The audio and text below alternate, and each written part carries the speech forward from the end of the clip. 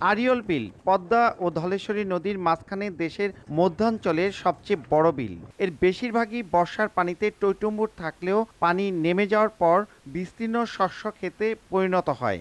এই শস্যের অন্যতম মিষ্টি কুমড়া। এবার এক একটি কুমড়ার ওজন হয়েছে ৯০ কেজি পর্যন্ত। বিলের বৈচিত্র্যময় জলজ উদ্ভিদ পচেই জমির উর্বরতা বাড়ায়। এখানকার কুমড়া স্বাদে ও আকৃতিতে আলাদা।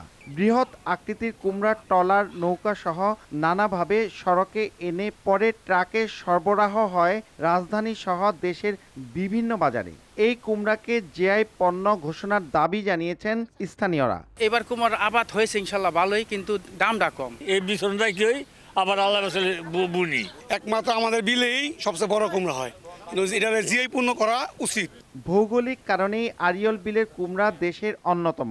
কৃষক নিজস্ব প্রক্রিয়ায় বীজ সংরক্ষণ করেন। মিষ্টি কুমড়ার যে বীজটা আছে এটা হচ্ছে অন্য জায়গায় নিয়ে আমরা চাষাবাদের চেষ্টা করেছি, অন্য উপজেলায় নিয়ে বা বাংলাদেশে অন্য, ওইখানে কিন্তু এরকম হয় না। যেহেতু একটা নির্দিষ্ট জায়গাতে এটা স্পেসিফিক, তাই এটা জিআই পণ্য হিসাবে অবশ্যই হওয়া উচিত আমার মতে। বিলে হেক্টর প্রতি কুমড়ার গড় উৎপাদন প্রায় ৪০ মেট্রিক টন। আড়িয়াল বিলে এবছর ২২৫ হেক্টর জমিতে মিষ্টি কুমড়া চাষ হয়েছে। এরই মধ্যে ফলন উঠতে শুরু করেছে।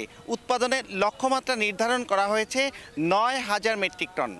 মুন্সিগঞ্জের গাদিঘাট থেকে নাসির উদ্দিন উজ্জ্বল, সময় সংবাদ।